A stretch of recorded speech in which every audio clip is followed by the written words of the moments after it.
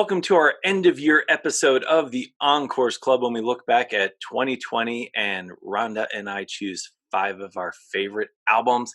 It's been an absolutely terrible year in so many ways, but I think music has been one of the highlights. Rhonda, what do you think? This year's been incredible. There's been so much creativity, even, in the face of adversity. And it's something that has kind of kept me going throughout the year. And so, I'm looking forward to getting into these albums and what we chose. Me too. And I feel like maybe with the lack of touring and the lack of being able to see live concerts, I saw my last shows in March. It was like, okay, I have all this time. I wasn't working for some of the year. I spent so much more time listening to albums. And maybe that's why I think it was such a good year in music. But I think it's something more than that. I think this was really a special year for music.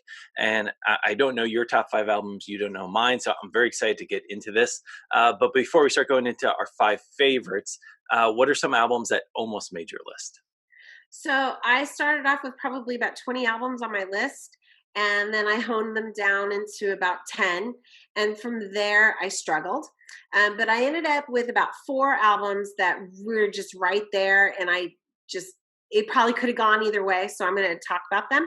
The first one is Petals for Armor by Hayley Williams.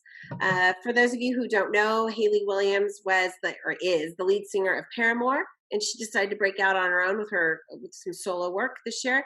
And I appreciated this album because it took me on a full emotional journey. I mean, there were some songs that were very like celebratory, and then there was other songs like I can't even think right now. There were other songs on it that just made me angry, and I like that. I like the tension, and she really kind of just brought that all home for me. And then moving on from there, Ist Ist. They came out with an album called Architecture that I think everyone who was born in the 80s or was around in the 80s should listen to, because it is everything that we grew up listening to, and yet it's modern, and I love that. So that's definitely on a list for anyone out there who likes what would you I'm trying to think of someone to like, even Joy Division Yeah, or if you love post-punk, Sauvage or any of that. it's definitely in that vein. Right. So It's I think people. definitely English. It has that dark, Oh gloomy UK vibe to it without being depressing, I think. no, yeah, it's dark without being like goth. That's how I would put it. Um, Next on my list is a huge surprise for me. Um, Taylor Swift's album Folklore. Nice. I really like that album. And I felt like it definitely deserves a place on the list. I think this was probably one of her watershed moments for sure. Last on my list, The Pretenders' Hate for Sale. Um, I could have easily put this in my top five. There is just no doubt about it. The Pretenders sound as good, if not better now than they did back in the 80s when I was listening. And that's just something I want to cheer about it, because it's like, thank goodness, I needed it this year, and she brought it. I agree. And I think if we look back and, we both grew up on MTV in the 80s, you look back at what I kind of call the MTV crew, a lot of great music this year. Some of the heavyweights like Springsteen and the new AC/DC, which came out last week, is probably my favorite album by them since they released the album Razor's Edge in the late 80s. But the Vapors, Turning Japanese, first album in 40 years, incredible.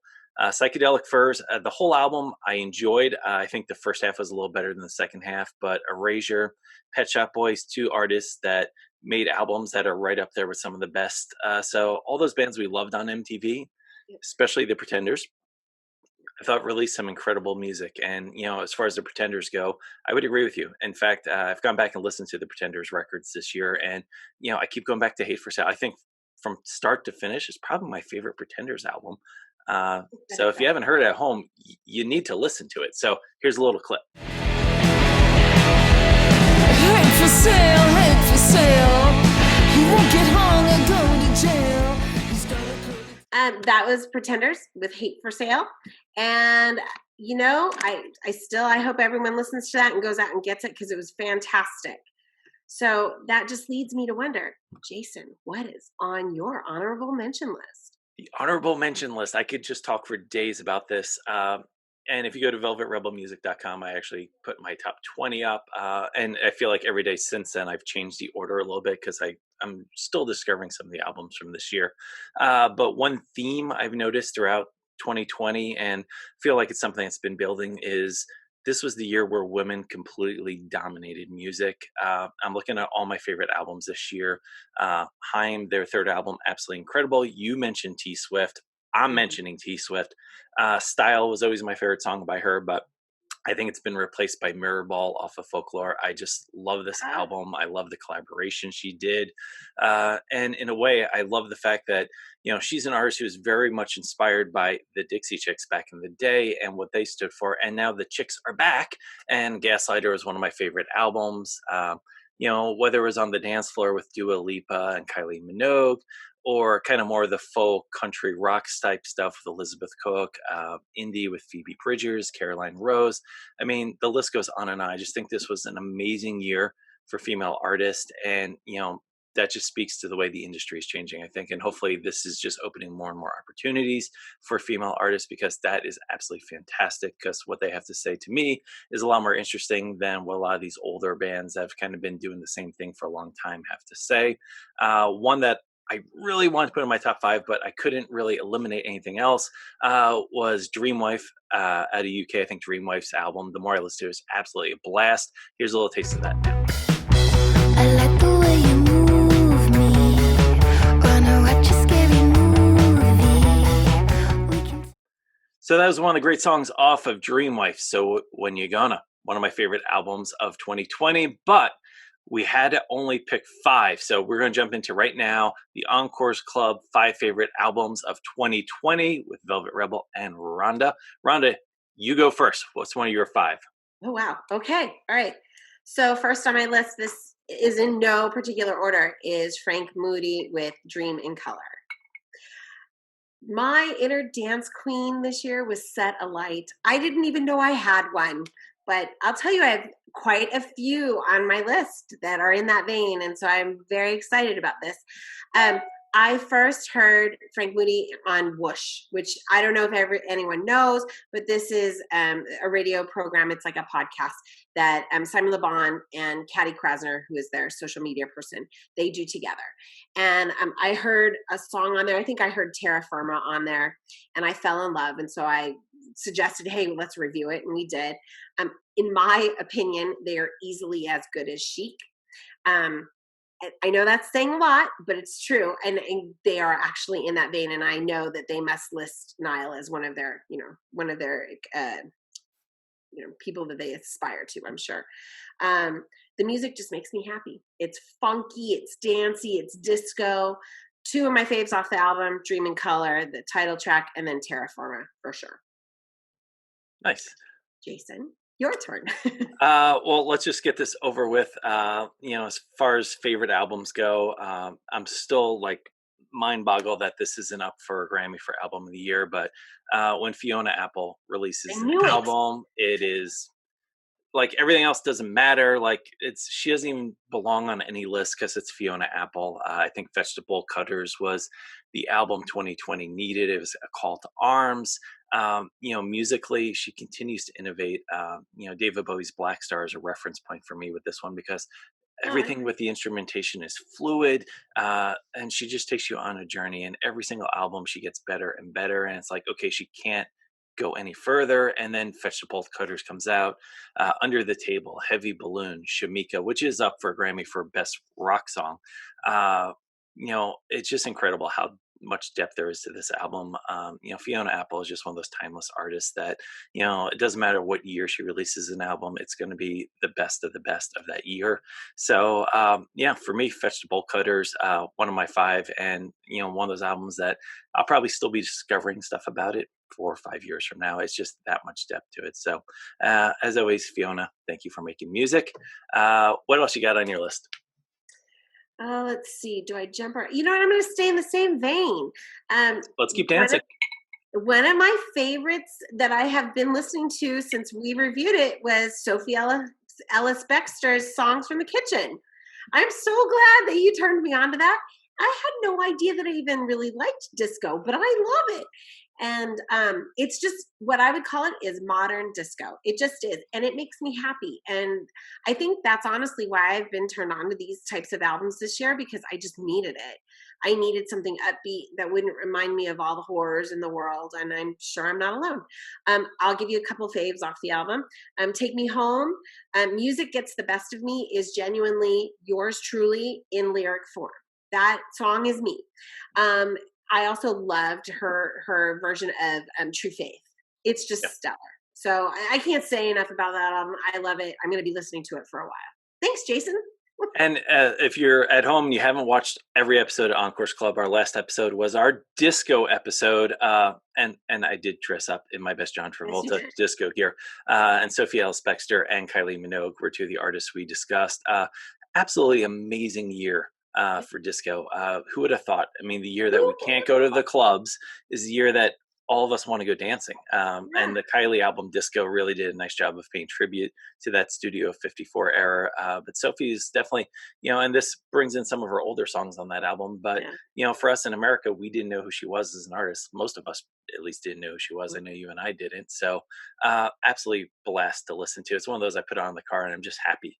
If I'm going to work, I'm not in the mood. You put on and everything she does, and her Instagram concerts from the Kitchen Disco. If you haven't seen those, of all the content that people have been uploading, some of my favorite stuff of this year. So, excellent pick. I enjoy it. Now I'm in a good mood. So I know, right?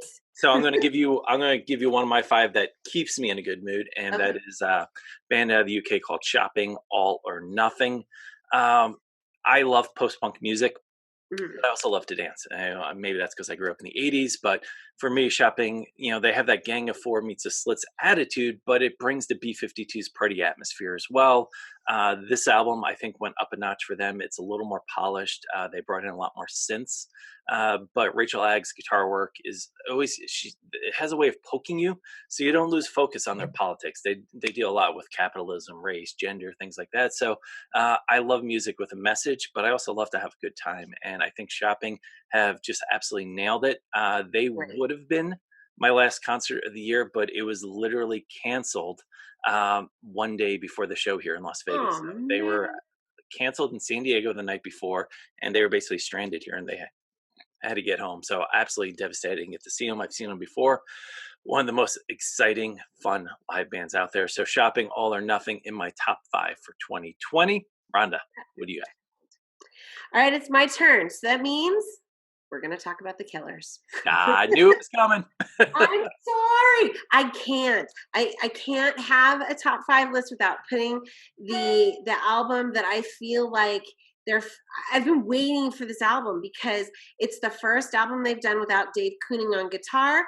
And while, yes, I could probably argue that they overdo their big, huge, bombastic, I don't know. They just have a sound that they love to make it huge. And I could argue that maybe we could tone that down a bit. But the fact of the matter is there's so much for me to love on the album. It still is in my top 5. I can't say no to the Killers. Into the Mirage, Imploding the Mirage is probably, I don't know. It's probably near the very top of my list. I'm not going to lie.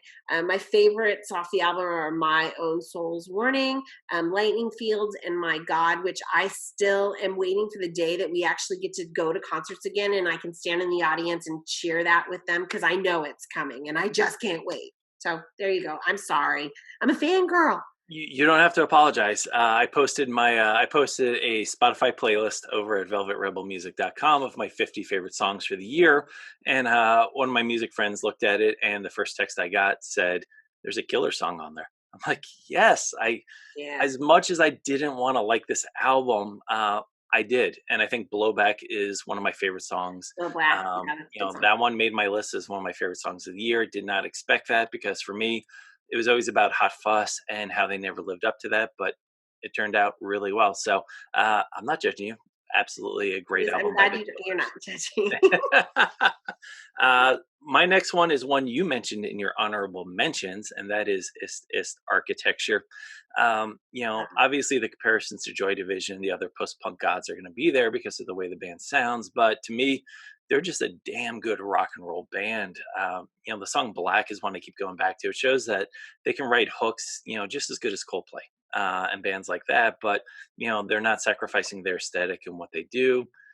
In terms of debut albums, this is probably my favorite album since Interpol's Turn on the Bright Lights. In terms of this style of music, when I put it on, every single song I get lost in. I don't always know the names of the songs. It's kind of like the Interpol's debut album where I just put it on and lose myself in it for a while. And, that's a credit to them. Not a lot of debut albums come so fully formed, but they had several EPs. A lot of these songs were kind of honed on stage over the years. So when they Right. finally got around to putting an entire album together, they did it with care. And the way they've treated their fans throughout is another thing I really appreciate about them. They've done these very special limited releases. They've made a video for every single song on the album.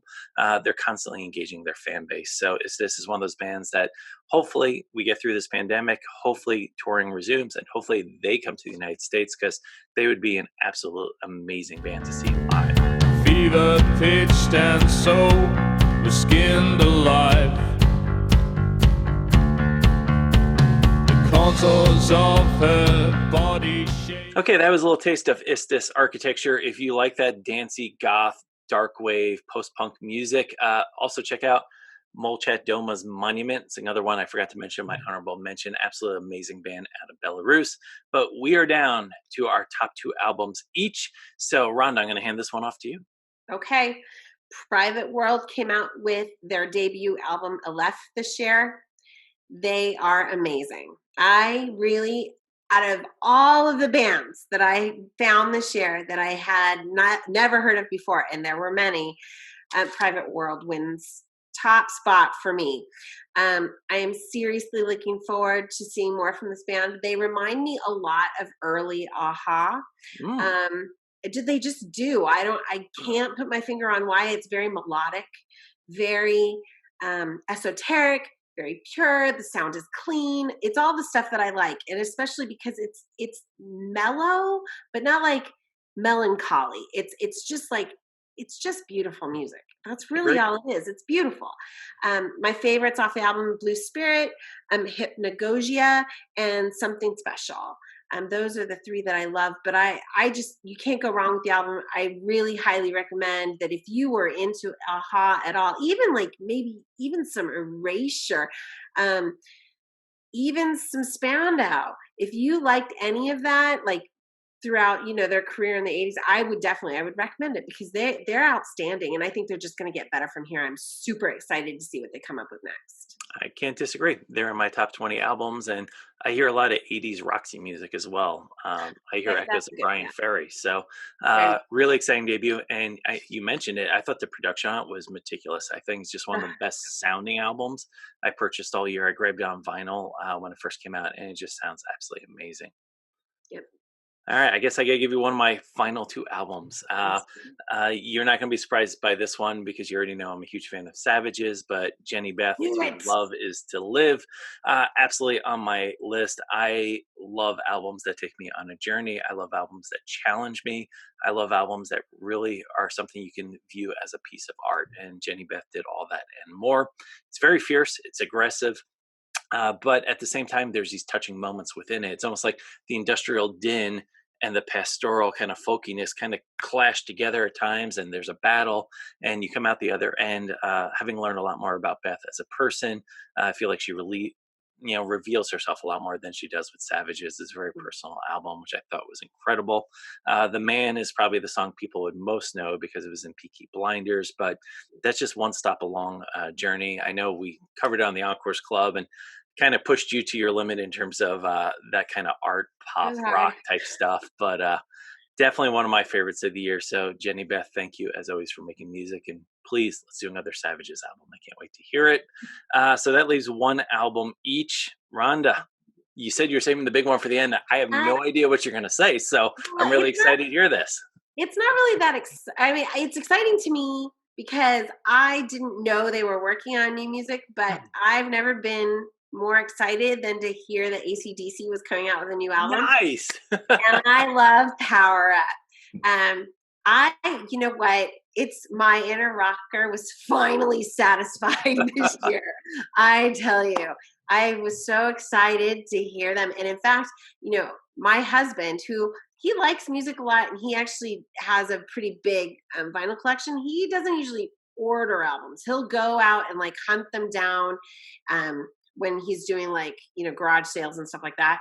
He doesn't usually order them. This time, that man, he had it ordered and on our doorstep before I even knew, that they had come out with vinyl. I was shocked. And so we've been listening to that at home, and it's an outstanding album. I don't know of very many bands who formed in 1973 that are even like tougher now. I mean, they've toughened up, they've tightened up their groove, and they sound as strong now as they ever have. It's outstanding. I think they've set the standard for all rock bands, and I wish them luck trying to meet the bar because I don't think they can. Let's see. My faves off the album. I would say Shot in the Dark, Through the Mists of Time, Kick You When You're Down, and I do love Demon Fire. Those are probably my favorites. I will say this about the album, though, overall, it wasn't unexpected. Like when you listen, there's no surprises here. AC/DC is AC/DC, and I think that's just, I needed that this year. I really did. So they're on my list, and they're probably at the top. Yeah, I was surprised when it came out. I put it on and it's like, all right, let me have a quick listen, like I've done with their last few albums. Then just Yeah. kept listening and listening, and it's probably, I mentioned earlier in the show how it goes back to like Razor's Edge era. It just, every single song has that AC/DC template, Yeah. but it doesn't sound like they're repeating themselves. I mean, they're never going to change, and they're dinosaurs in a way, especially with their lyrics. But who cares? Because it's rock and roll. It makes my ears ring, and sometimes that's all you need. And if there's a year where you just want to make your ears ring a little bit, this seemed like a good one. So absolutely not the choice I expected from you, but absolutely fantastic choice. When I got dressed, I put on my Fox Star clothing shirt, and there's a clothing line from friends of mine in Birmingham, and they are huge AC/DC fans. And it just seems like maybe it was just fate. So Who knew? yeah. So if you like hard rock music, definitely check out Foxstar Clothing because they do some amazing stuff. Okay, we're going to have to shift gears now. Mine does not rock as hard as AC/DC, but my favorite album of the year is That's How Rumors Get Started by Margo Price. Um, Oh. I am a sucker for that crossroads of American music where like country and pop and rock and roll all come together. And Margo Price is kind of this new brand of outlaw country slash rock. It's just an amazingly beautiful record to listen to. Sturgill Simpson produced it. Sturgill, probably the artist, him and Jason Isbell probably got me back into listening to country music over the last 5-6 years or so. So I've kind of been getting back into that little by little. I grew up with country music. It's something I've always enjoyed. The production on this is flawless. It sounds like she has the wrecking crew behind her. The musicians are just top notch. It's just so professionally done. Vocally, I mean, she's kind of like a cross between Emmylou Harris and Stevie Nicks. And That's How Rumors Get Started. I love that Rumors is in the title because some of these songs kind of capture that Fleetwood Mac Rumors era in a way, and I think that's really unique. It's been a good year for this type of music. Waxahachie, The Chicks, Elizabeth Cook, all these artists have done great stuff. But for me, Margo Price has 10 songs here. They're absolutely amazing, beautiful songwriting, incredible performances. So might not make everyone's critics top list, but for me, Margo Price, That's How Rumors Get Started is my favorite album. So yeah, hopefully we can see her on the road. Hopefully AC/DC can tour next year. I feel like, okay, we've had an amazing year of music, and all these albums I'm looking at behind me. I want to go on the road and see some shows. Have you booked any tickets for next year yet? Okay. I wish. I mean, how I wish. I just, I don't feel like I can. I I know like the UK, I mean, let's face it, I know Duran Duran's playing Hyde Park, and there is a certain part of me that's like, man, I wish I could go to that. But the fact is I don't know what the world's going to be like. So there's no way. Yeah.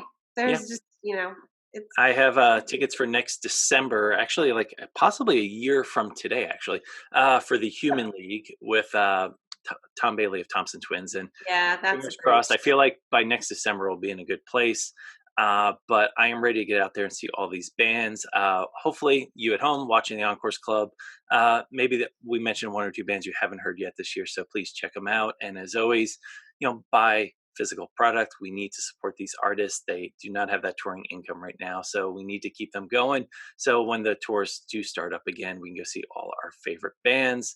And a big shout out to Rhonda, who kind of made the Encores Club possible this year. It was just an idea we were floating around on a different podcast, and all of a sudden it turned into a show. So I've had an amazing time doing this Mm. year. So Rhonda, thank you for letting me have a little place to come and talk music with you each week.